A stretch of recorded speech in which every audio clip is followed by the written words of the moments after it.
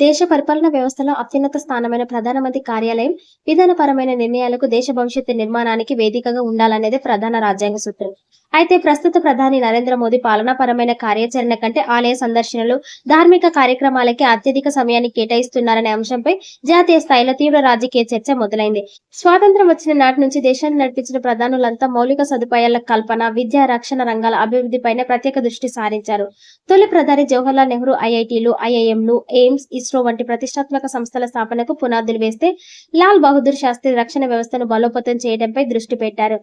ఆ తర్వాత ఇందిరాగాంధీ, రాజీవ్ గాంధీ, విపి సింగ్, మన్మోహన్ సింగ్ వంటి నేతలు టెక్నాలజీ విప్లవం, ఆర్థిక సంస్కరణలు, సామాజిక న్యాయ పథకాల అమలు కోసం తమ పాలనా కాలాన్ని వెచ్చించారు. గతానికి భిన్నంగా ప్రస్తుత పరిపాలనలో ప్రధాని మోదీ వరుస ఆలయ సందర్శనలు, ప్రత్యేక వేషధారణలతో ప్రచారానికి పెద్దపీట వేస్తున్నారనే విమర్శలు వెల్లువెత్తుతున్నాయి.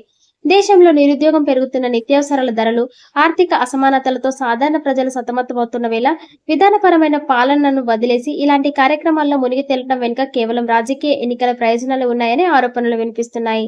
భారతీయ సంస్కృతి, సాంస్కృతిక వారసత్వాన్ని ప్రపంచానికి చాటి చెప్పే బాధ్యతలో భాగంగానే ఈ పర్యటనలు సాగుతున్నాయని ప్రధాని మద్దతుదారులు సమర్థిస్తుంటే, పరిపాలనను పక్కన పెట్టి మతపరమైన భావోద్వేగాలను రాజకీయం చేస్తున్నారనే వివక్షలు ధ్వజమెత్తుతున్నాయి.